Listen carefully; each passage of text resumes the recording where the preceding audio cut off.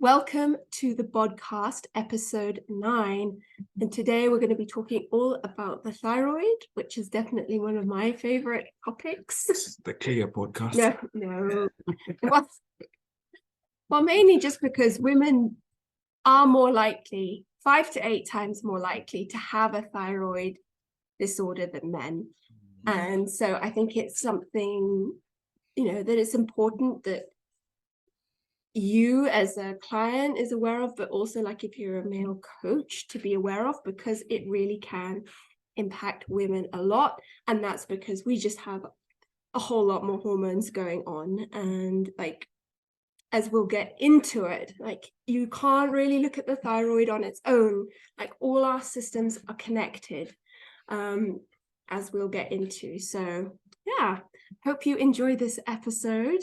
I don't know, should we just jump right into it? Unless anyone has something really exciting to share before we start? Not really, no. About what, training or anything? Well, you've never had your thyroid tested, have you? Yeah, I've been one day. Yeah, we should test it. But I've been thinking about it. Today I think we were having a conversation, just those days feeling extra tired, just I guess tired, appetite and all that. And I was just, maybe wouldn't have to just check and know, but because all I ever do is like test, blood count, but never really check the thyroid. So it'd be interesting. Yeah. I always have my thyroid when I do my bloods. I have my thyroid checked. Yeah, it's always been normal. So yeah, I remember the ones you shared. It was good. It's just like we were discussing before we went on. It's so expensive here. Yeah, I guess to do the full, like we will talk about like what to get tested, but if you're doing like a full thyroid panel plus antibodies, that's going to set you back a bit here. So often, it's one of those order of priorities things, because Clear has hers and thyroid's up there, and then I'm looking at mine, and you're trying to obviously testosterone's up there. Yeah, okay, where my budget is this, so my thyroid is like next time, and next time becomes never. No, it's true. We should test yours. Yes. But I guess like first of all, like what is your thyroid and what does it do? It's a gland it's an endocrine gland that sits sort of in the lower part of your neck. Butterfly shaped. Yeah. And it's big. Like Andy was saying, when he slaughters pigs and things. It's a big gland. I think it's one of the biggest endocrine glands in the body, and it is the master controller of metabolism, one of them. And I think for most people it's sort of main interest there, but it controls many other things as well. So it's your metabolism, it's your temperature, it's your growth, heart rate. Like every cell in your body has a thyroid receptor, so it impacts everything, which I think is fascinating. That's the thing, it's metabolization essentially, and every cell needs to be able to metabolize, so produce energy, break down, whatever it may be. So the thyroid is constantly being used. It is. So we'll talk about the sort of main thyroid hormones. So we have what we call free T3 and free T4. Let me see if I can say I don't I can never say triiodine thyrinin, I think, is T3, and then thyroxine is T4. The easy one to say. Yeah, exactly. Thyroxine, very easy. So these are hormones made in your thyroid, and T4 is essentially an inactive thyroid hormone. It's more like a storage hormone as such, and the thyroid makes about 80% of T4 and only 20% of T3. So T3 is the active thyroid hormone. It is what all your cells recognize and use. And that is mainly converted from the T4 in your gut and in your liver. So a little bit is made in the actual thyroid. So just remember, it's made from that T4. Then you also have something called reverse T3, which is also inactive like T4, and it's more of a metabolite. And we'll get into reverse T3 in a minute. So in your brain, you have the pituitary gland, and this makes a hormone called TSH, or thyroid stimulating hormone. And this is a negative feedback loop.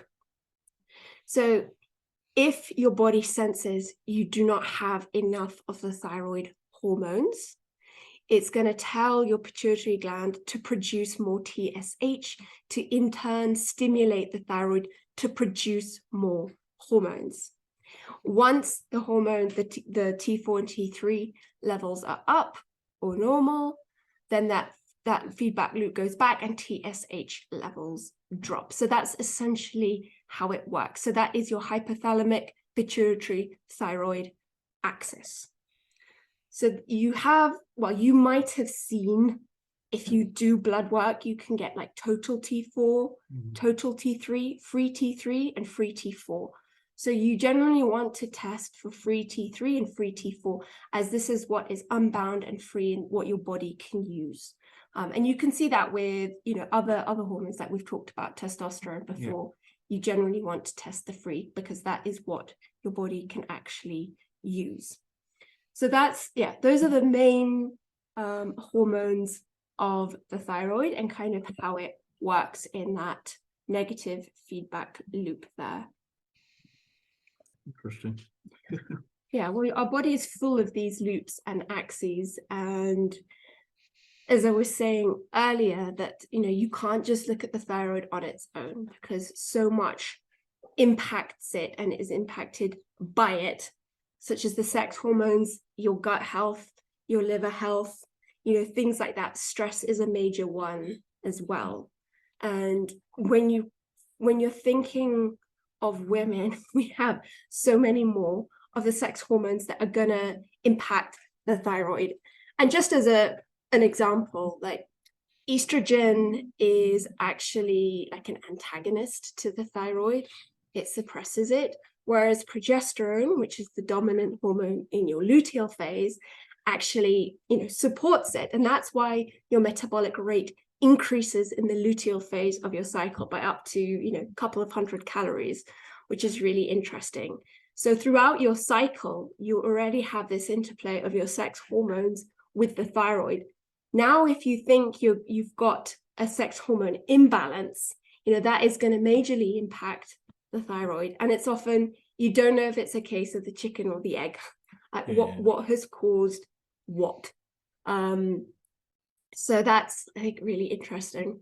Yeah, because I was thinking what, I guess both men and women, but what would make me think like, okay, maybe it's time to check my thyroid?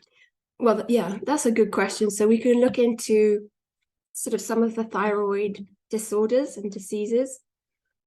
So the main ones are hypothyroidism, and that's where you're not making enough of the thyroid hormones, and you'll have primary hypothyroidism, where it's a signaling issue from the pituitary, the TSH, to the thyroid, or you can have a secondary hypothyroidism, where it's a conversion issue of the T4 to the T3. You can also have subclinical hypothyroidism. So when you're hypo, some of the signs and symptoms are sort of unexplained weight gain. You're that person that always feels cold. You're experiencing a lot more hair loss or dry, brittle hair, dry skin, brittle nails, constipation, and you can have heavy, long periods, PMS, and also high cholesterol. So those are some of the main ones. So with secondary hypothyroidism, that is often caused by stress from extreme dieting or exercise. And I would say that's actually easier to address than a signaling issue.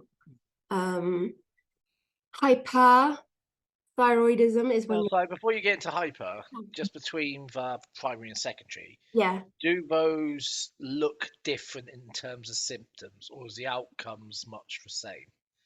I Is think, there a way to tell just by symptoms, for instance, if you're looking at primary, or you're looking at a primary or secondary case? to be honest, I'm not too sure if the symptoms are going to differ that much. Because the outcome's the outcome, I suppose. Yeah, I think like once you've dug into someone's, you've questioned them a lot, you would be able to see quite clearly. And also, like if they were given medication, like if that is not, necessarily working, you could know if it was more of a conversion issue than Does it manifest differently in bloods, like when you look at things like the LSH? To be honest, I don't think it does. But I'm not 100% sure on that one. So,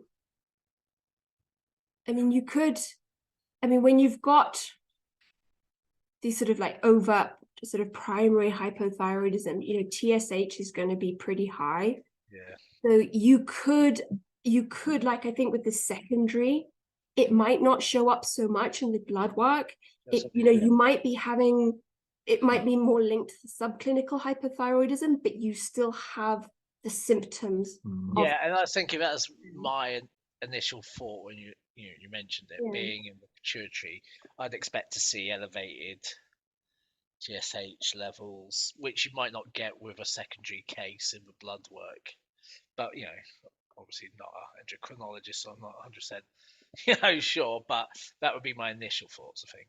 Yeah, no, I would think so. And it, we can talk a bit about sort of ranges as well, and like, because subclinical is an interesting one. Like I am technically subclinical, so it's I think that would make more sense with the sort of the secondary one. And I mean, a big causes of hypothyroidism are autoimmune conditions such as Hashimoto's. That's the biggest cause of hypothyroidism. But like I said, it can also be sort of extreme dieting. It can be from medications, gut issues, sex hormone imbalances, things like that. So then for hyper, when you're making too much, the symptoms are kind of the opposite. So you can experience weight loss. You can be very sort of anxious, on edge. You can still experience hair loss. You might have more diarrhea, and you might experience sort of lighter periods than normal. And you can get heart palpitations too.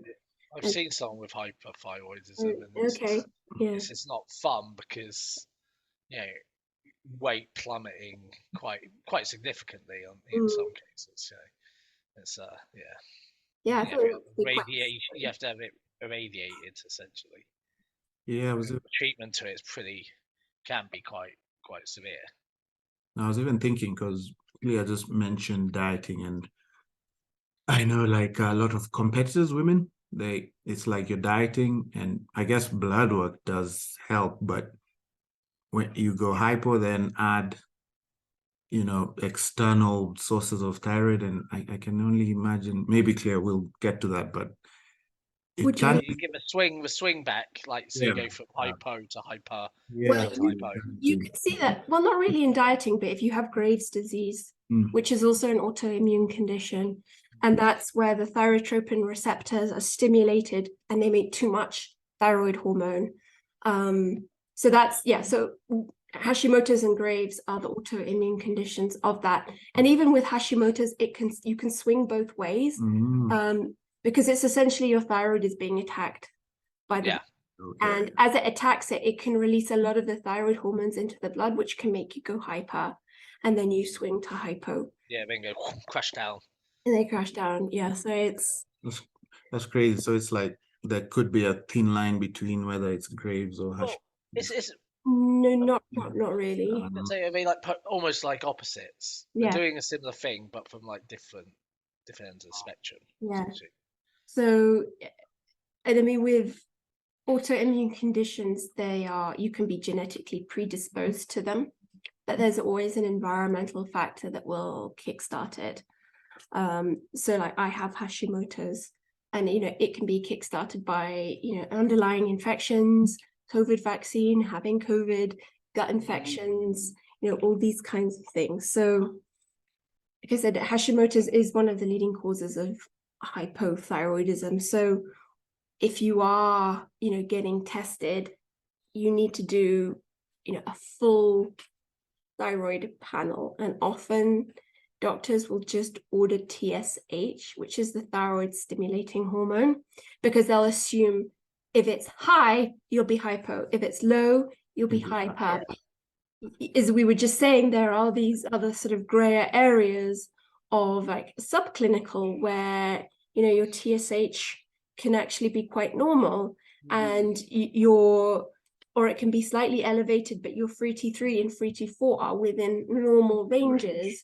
That's what mine is. My TSH is elevated, but my free T3 and free T4 are technically within conventional range. Well, that's the thing is we shouldn't say normal, we should say conventional for a lot of these blood markers, because as we know, even with like I've talked about it with testosterone and SHBG, one person's normal is not the same as another person's normal.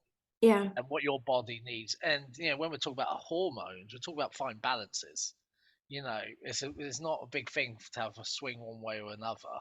We're talking about, and I can understand why you can have normal TSH and LSH and still have hypothyroidism, because that's the pituitary gland's working, signaling's working. It's just not conversion's not happening further down the chain in the actual thyroid itself. So yeah, exactly. And then it's trying to find out what is the root cause for you to work on that. But if you're looking at functional ranges, you want your TSH to be between like a 1 and a 2.5. What unit of measurement's that? Oh gosh, sorry, hang on. I know that's not your well, it depends. It vary. Every time I look at blood thing, we have different units of measurement for different things. Sorry, let me get the exact. Maybe it's probably a good time to. So that is it's the UIU-ml. I think TSH is always a UIU-ml. So free T3, which is the active thyroid hormone, we want between like a 3.3 and a 4, around there, and that is PGML. Sorry, Andy. I just like to know what unit of measurement. Yeah. Well, for people listening, Yeah. Needs to be universal already. I agree with you. It's just let's all keep to one thing around the world. I could get my other book where it's got both of them. Oh, nice. So, and we want free T4 to be between like a 1 and a 1.5, and that is now NGDL. Yeah. It's crazy. And reverse T3 generally want like, I would say like under 20, around there, and that is also an NGDL. And then if you're looking at the antibodies, TPO, you want sort of under 34, although some people argue like under 100 is okay. Just for context, mine were 500 and something. That is a sign of autoimmune disease of Hashimoto's, TGAB, and that should be less than 100. So I'm guessing if, say, it's like you said, if someone checks maybe half of the markers, it can be easy to miss, like if you have any of the issues, hypo, whether it's Hashimoto's or whatever. Well, you can like often they'll just do TSH and free T4, but then Andrew was saying, you're not going to pick up on if it's a conversion issue if you're not doing the free T3. And reverse T3 can also be really useful, because you can see if your body is instead turning the free T3 into the reverse T3 instead. And that is a big sign of stress. That's what happens, when you are under a lot of stress. Reverse T3 is a bit like SHBG in that sense. You can use it alongside the other numbers to work out what's actually happening. If that number's elevated, it means T3 is being converted into reverse T3. Yeah. So cortisol suppresses the thyroid and it inhibits TSH.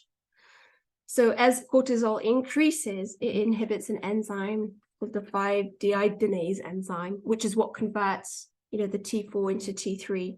And if instead, you're new to the podcast, cortisol is the stress hormone. yeah, You know, yeah.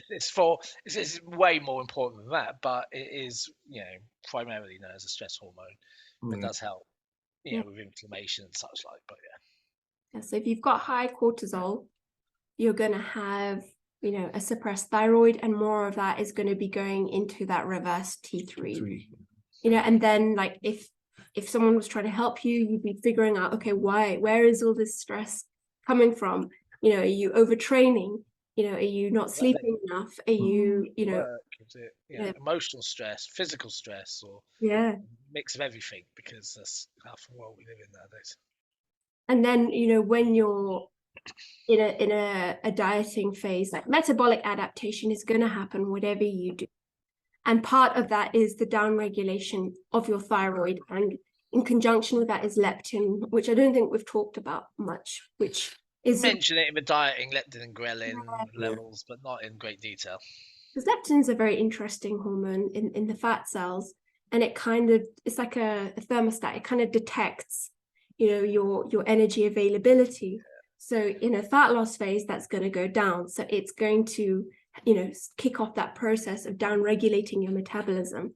But the good thing about leptin is, even after a refeed, you can restore leptin levels. Well, it bounces back super quick, and this is half the issue with things like, fasting or skipping meals. You temporarily, down regulate your leptin and ghrelin at the same time, but it's very quick at bouncing back the other way.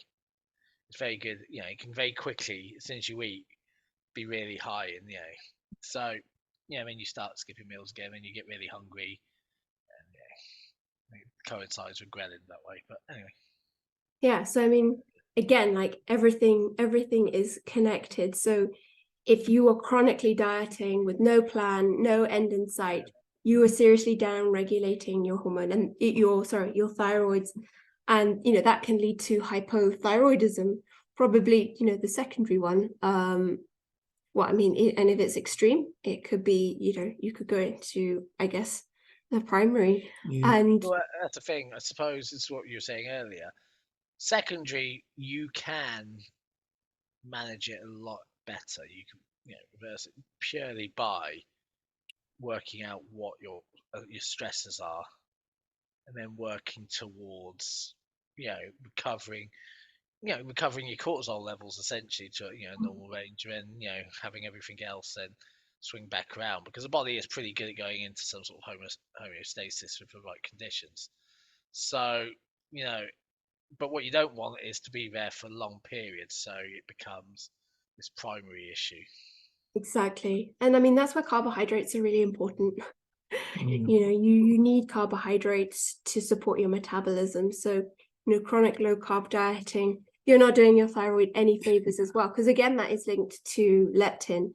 And, when there's just not enough, that's when your body is going to be signaling, to downregulate all systems. And this is why when I'm dieting people, I plan for a longer period, because I like to keep weekly refeeds in 2 days, 48 hours of slightly higher carbs, and go low carbs the rest of the week. Because I think people benefit from actually, thyroid, the extra carbohydrates, so things like thyroid recovery, and as well as the mental recovery, to stop that stress from building up too much. But as long as it's someone who doesn't get like an eating mentality where they're just like setting an alarm for those refeed days to wake up and just smash something. Exactly. So it's a balance, but generally, that's my preferred approach. I was just wondering, right? Maybe that's why it's very prevalent in women, because they get fed, and a lot of people sort of, in quotes, teach low carb diets with women, and it's like a big deal with women eating low carb. So I don't know, maybe there's research showing that, but it seems like... Well, you've also got to think, like, glucose is your brain's fuel source. Number one. And all that signaling from your pituitary to your thyroid is in the brain. brain. So take that into account as well. But the refeeds and diet breaks are going to be important strategies to, you know, keep your thyroid happy. And as women, we're generally more metabolically adaptive than men. So I think that is, you know, it's really important. And, you know, everyone will have a different carb, you know, threshold that their body can tolerate. I'm not saying you need to be super high carb at all. Just don't be keto. I mean, keto has its place, but in general, you know, don't just cut out carbs. They have a purpose, and they can really help support your thyroid. I mean, it can be a hard one because often when you are hypothyroid, you can be insulin resistant. So, you know, you've got to be careful how you manage your carbohydrates. So like my blood glucose and my insulin levels are not the best being hypothyroid. So I haven't gone keto, but I do go pretty low carb considering, you know, I do train. But as in, you know, previous episodes, there's ways that you can manage your carbohydrates, you know, to make your body use them more effectively. I was going to say, there's things, you know, there's a difference between no carb, low carb, and even there's also on the refeed. It doesn't mean necessarily high carb. It just means, you know, if you've gone from a low carb, then you do a couple of days of normal carbs. You know, it doesn't have to be, hey, look, we've done nothing all week, trying to zero carb it, like 50 grams of carbs from just green veg all week. Let's now do 300 grams of carbohydrates over 2 days. You know, it doesn't have to be that. You know, it's trying to find the balance in between. And I think that's the same with everything. You know, it's because the body's finally balanced. It's trying to find approaches that are balanced as well. Yeah.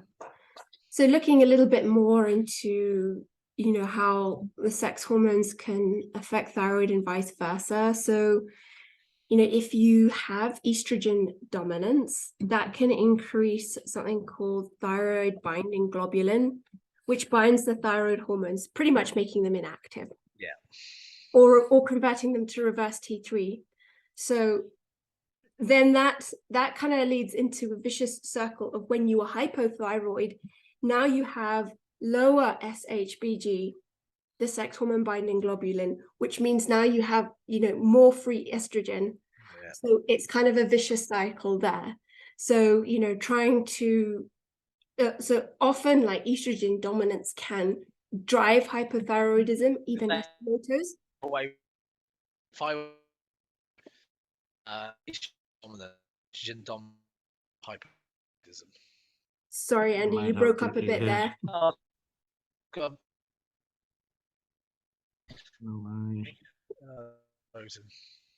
Oh yeah. Are we back? We're back, yeah. Okay. Yeah. Phew. Okay, I'm saying, you know, it works. As I was saying, it works both ways. Obviously, you know, estrogen dominance drives hyperthyroidism, and hyperthyroidism drives estrogen dominance, and that is a balance of the body in the sense that everything's interconnected.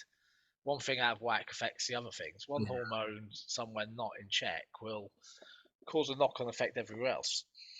Yeah, and I find that absolutely fascinating. But the good thing about it is, you know, you work on one thing, it will work on most. Yeah, it helps everything. Well.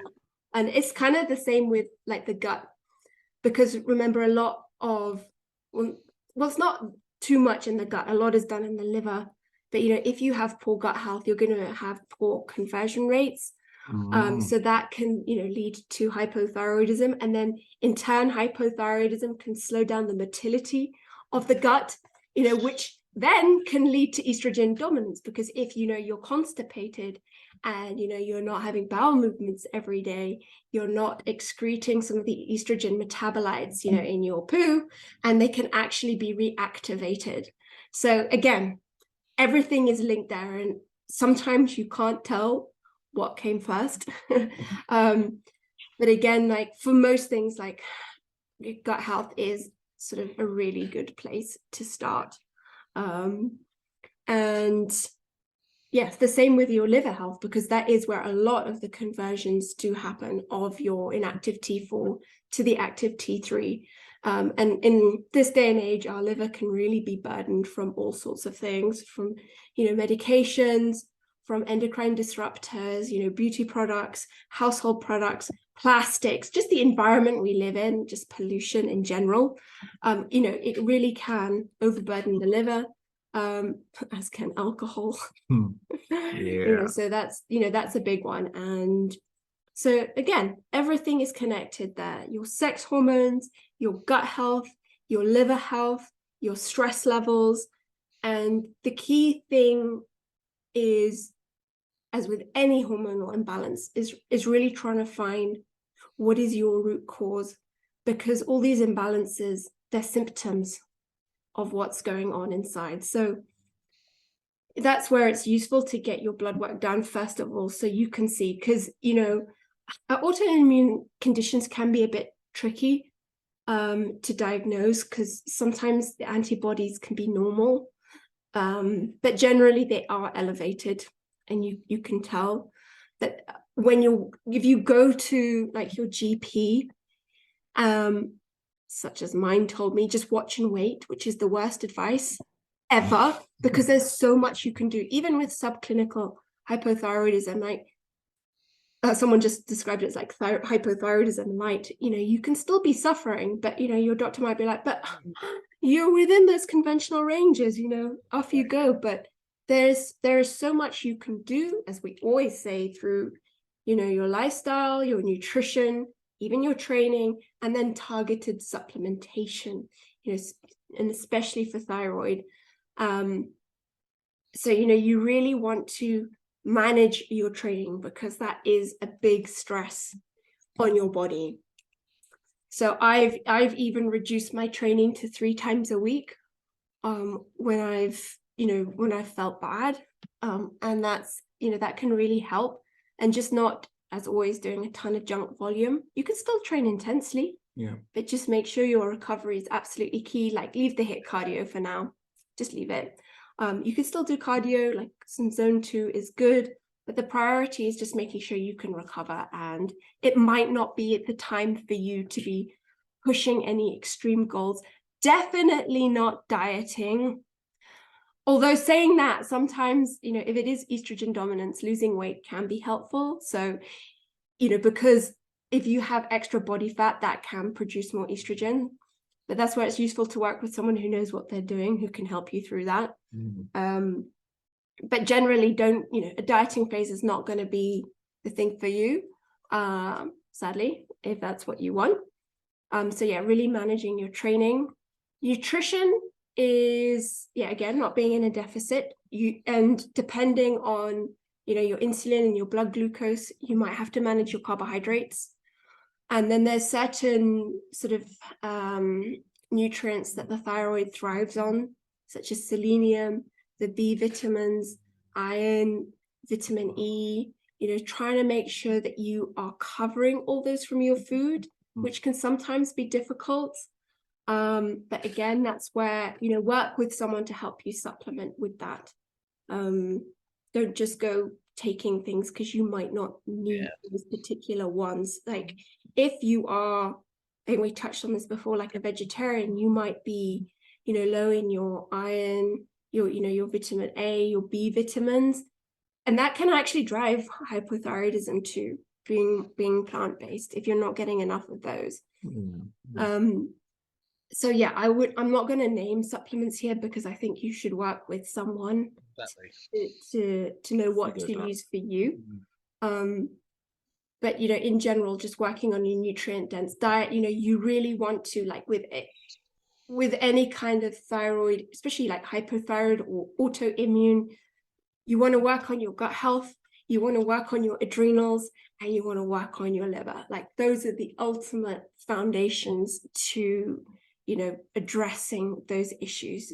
And as we just discussed, they are all interconnected, but those are 3 really good places to start. I guess this is where, especially for ladies, where blood work comes in handy. You've been training long years, and maybe you're not seeing the results you want, and you just can't figure out what's happening. I guess for most, checking your thyroid and doing blood work might be able to answer some of the questions you're looking for. Well, definitely. And there are certain periods of your life, like during pregnancy or postpartum, where you can develop, hypothyroidism, Hashimoto's. That's why I encourage all my clients postpartum to just get their thyroid check. One was complaining of cold feet. I was like, well, just go and get it checked. She did. She was subclinical. Another one was hyper, which can actually happen during pregnancy as well. And then swing into hypo and into Hashimoto's. So, there's definitely those life stages where you can, it's good to check. And I think as we've always harped on about, like, especially if you're a woman and you're going to go into comp prep, just get your thyroid checked, because if it is not optimal, fat loss is going to be so hard for you. Yeah. Not impossible, but really, really hard, because your metabolic rate is going to be low and you're going to be dieting off super low calories and actually just making it worse. Yeah. So, and you can help mitigate that also with certain supplements in a dieting phase to support your thyroid. So that's, if any ladies are listening, like, just do that. And I hate saying just check your thyroid, because if you do have an issue, just checking your thyroid is not going to tell you what it is. But at least it can show you that you do have a problem there. And then, if you've got a good coach, they can really, like, dig into your lifestyle, training, nutrition, and be like, okay, oh wow, oh yeah, that makes sense. You are like a super highly stressed individual here, with a history of gut health issues, and you can kind of figure it out from there. But, like, as we always say, if you can do comprehensive blood testing, do, just because, as I've already said, it can be sex hormones, it can be nutrient deficiencies, which will come up in your blood work in just like a blood panel. It can be your insulin, it could be your blood glucose. So you can check your liver, because you can see what those enzymes are up to, because if your liver is struggling, your conversions are going to struggle. Yeah. So it will definitely help if you can do a full one, but minimum, and that's like what I do, because I have to test mine quite regularly, is the TSH, free T3, free T4. If you're checking it for the first time, I would do the antibodies, just to make sure, because if it is an autoimmune condition, you do want to address that ASAP, because that can destroy your entire thyroid.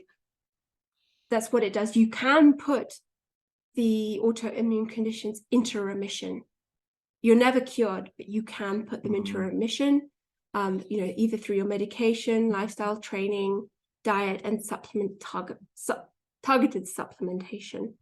But, you want to know that you've got it, because if you just leave that, watch and wait, that's not a good idea. No worries. Definitely not. Yeah, so I think that's those are most mostly of my everything about points on that. Thyroid. Well, thyroid in a nutshell, and it's one of those things where there's a lot people can be doing for themselves proactively to prevent a thyroid issue ever coming about. Managing your recovery, managing how you actually approach food, dieting, training, not crash diet after crash diet, or if you're a competitor going, constantly competing, something's got to give. So things can be done proactively to prevent it. If you do suffer some of the symptoms we discussed, then it is a case of speaking to someone, getting your blood work done initially, but bearing in mind how you actually feel. Your blood work isn't the answer to everything, but you need to put that alongside and contextualize it with how you feel. Bit like when you talk about men with testosterone, low test is one thing to see, but if you're feeling lethargic, etc., and thyroid's no different. Yeah. And I think we've used many examples as women examples, but I think it also goes for men. Check your thyroid. It's it's a bit easier for men in the sense that we have less plates spinning in the hormone field, but again, men often get elevated estrogen levels from stress and weight, overconsumption of alcohol, lack of sleep.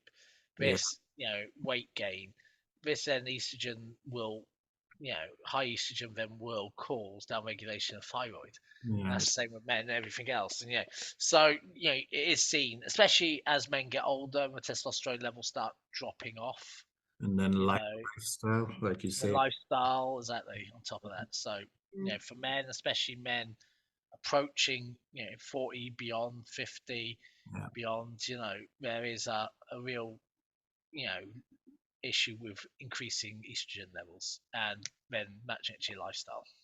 And also the autoimmune conditions. I mean, Leon had a client diagnosed yeah. last year with it. Yeah. So Male client. it's, often if you if you have one autoimmune disease, you're going to be susceptible to another. Yeah. So again, it's so important to get on top of that. And again, like there is so much that you can do about it. So yeah, gents, definitely, get your thyroid tested too, because yeah, again, if it will be downregulated during a fat loss phase. I mean, the same is going to apply to you, and you really want to look after that thyroid. Exactly. And just like Andy said, like preventatively, like just really supporting your adrenals. And that's through managing your stress, making sure you're getting enough minerals, like the electrolytes as well, because that is what your adrenals thrive on, like vitamin C, magnesium, potassium. So just making sure that you're getting in all of that, like making sure you have sort of a robust circadian rhythm, that you feel sleepy at night, you fall asleep easy, you sleep well. If you're wired and tired at night, you wake up a lot, your circadian rhythm is off. So just working on that is going to help a lot. And then, like I said, working on your gut health, so sticking to foods that work for you. Often if you've got autoimmune conditions, you're just encouraged to quit just dairy and gluten, because those are very sort of well-known trigger foods. So generally just identifying your trigger foods, eating things that work well for you, as always, just trying as best you can to avoid processed foods. Not saying avoid sugar, but just excess sugar. And yeah. Here's the thing with all of this. It's the same advice we give anyone for protecting any hormone. Like, just having the best lifestyle. Yeah. It's about eating a healthy, balanced diet, managing stress, getting enough sleep, not over consuming alcohol, all these lifestyle things. And we've talked about it for boosting testosterone naturally. Yeah. It's the same with protecting any hormone and protecting, things like it's mainly around control of cortisol a lot, because high cortisol has a massive knock-on effect for everything from increased cancer risk to every other hormone issue. So if you can treat yourself to the best life for yourself, getting enough sleep, minimal stress, exercise but not over exercise, eating a full spectrum of food, you will have the best physical life you can. Yeah.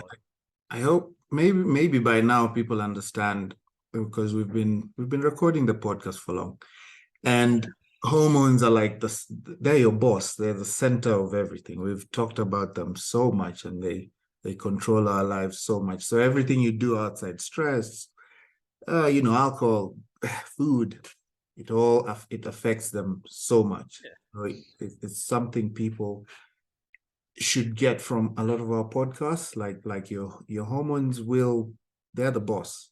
You will know if something. We control every function of the body, so Yeah, like you and Claire said, you can change one thing, be it your sleep or how you manage stress, and in turn it'll improve everything else slowly. But which is helpful. Yeah, but your hormones, they're the boss. They run the vessel that is your body and all the systems in it. Yeah, and I mean another big one there is just managing your blood sugar, keeping it stable, because that's gonna have again massive knock-on effects. If you have sort of the crazy blood roller coaster, you are going to produce more cortisol. I mean, cortisol is such an interesting one.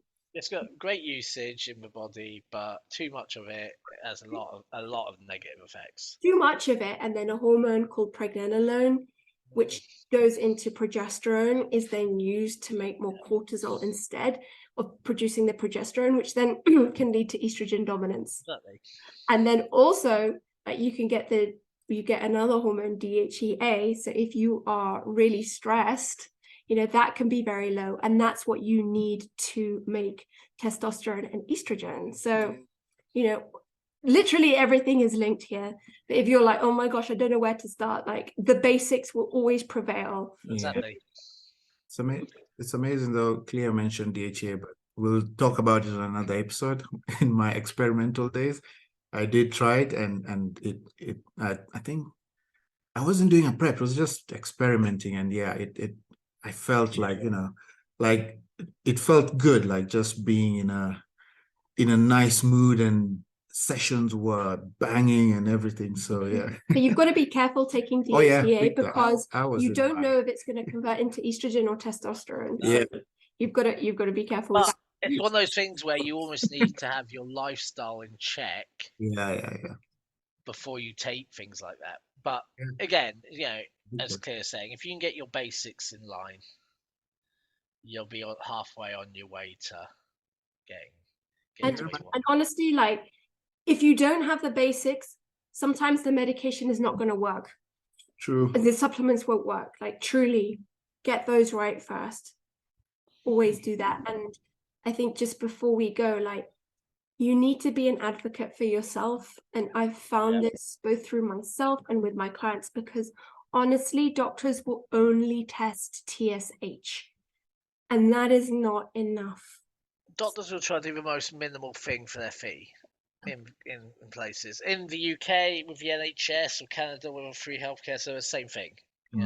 It's how little can we get away with doing to protect costs. Reality is you need to find someone who, or you need to be your biggest advocate, but find someone who's willing to support that and not feel like you're always battling. It's okay to not, just because you've had the same doctor since childhood, it's okay to find a different doctor who supports, who's a bit more open-minded even. Yeah, I went to my doctor just because, I've always been to them since I was little. I was just like, okay, that is not helpful. So minimum, remember your TSH, free T3, free T4, not total. We want free. And then if you can, reverse T3 and the antibodies. And I know here they have to send out for the antibodies and the reverse T3, which is why they're super expensive. But, it is worth getting those done. And of course, your insurance might cover all of that. If so, then, go comprehensive. And, if you live overseas, sometimes you might want to go private to do this. If your doctor is just not going to do it, you go private, because I've seen a lot of so-called normal TSH, and the person is really suffering from hypothyroid symptoms. So be your own advocate, and like have a basic knowledge, like just listening to this podcast, of kind of what to expect, especially in terms of your symptoms. And I know some of those symptoms you're like, oh yes, but they could be related to something else. So that's why it's always good to get tested, because like for me, I didn't really have too many symptoms. Like hair loss was my biggest one, anxiety, and acid refluxes. That's what I didn't mention for hyperthyroidism. So, I didn't have the normal ones, which are constipation, like unexplained weight gain, like always feeling cold, that kind of thing. So sometimes you don't know, like I would never have said I had hypothyroidism or Hashimoto's. So I'm so lucky that I checked with that. I've just remembered, like I was talking about it yesterday on my Instagram, like just taking your temperature can give you a sign into how your thyroid is functioning. So I take my morning temperature anyway, because that's how I track my cycle. That's how I track ovulation. So generally in the second half of your cycle, your temperature is going to rise by about 0.2, 0.5 over degrees C, as progesterone is the dominant hormone and it is thermogenic, and your metabolic rate is increasing. But generally upon waking, you want your temperature over 36 degrees Celsius. If it's in the 35s, that could potentially be a sign of hypothyroidism, and vice versa. If it's sort of always high, like, I mean, especially like if you were a man, like, and your, you know, your temperature is not sort of has that obvious rise, you know, it could be hyper as well. Because remember, your thyroid controls temperature too. So, you know, good sign of healthy thyroid metabolism, you know, is actually sort of that 36, 37 degrees Celsius. Sorry, I don't do Fahrenheit. I think that's like 90. I always like to be between 36 and 36.5, I always feel. Yeah. I guess that's the bare minimum if you really value your health. Check your blood sugar and get your temperature. What, 2 minutes? You're done. Yeah. It's data that will help you. Temperature is, I think, one of those unsung ones, because it's easy. It's super easy. Like, I just get a thermometer from the chemist, and if you're a woman, it's going to give you, it's the only way to confirm that you most people have them at home for their kids. Like, if you're a kid, like, you know, you have a thermometer knocking around what you've used to your kids to check they're not sick, and choose it on yourself. It's so interesting. I love watching the rise, I think, because I'm usually like a 36.4 in the follicular phase, and then up to 37 in the luteal phase. So, you know, that's really good. So I hope you found this interesting. And yeah, you know, it is, thyroid issues are becoming even more commonplace.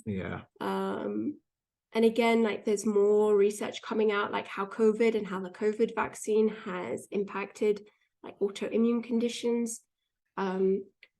So yeah, really worth getting your thyroid checked. And I mean, if I could get all my clients to do their thyroid before they began a fat loss phase, I would, just because, you know, it gives you so much more insight on how it's going to go for you. Like, if your free T3 is at a nice, like, you know, high 3s and the 4s, like, you're in a good place. And then if you can, like, do it again after your fat loss phase, and just see, like, you can then see, you know, metabolic adaptation has occurred. Like, it's one of those concepts you just hear about, but, you know, if you look at your blood work, you can actually see it. So those would be my suggestions. And if you need any help, as always, on like what blood work to get done, where to get it done, you know, whether you're in Kenya or overseas, you can contact any of us. And yeah, if you have any other questions about thyroid, I am very passionate about it. You can always come my way. Otherwise, hope you have a great rest of your day. Yeah, bye, everyone.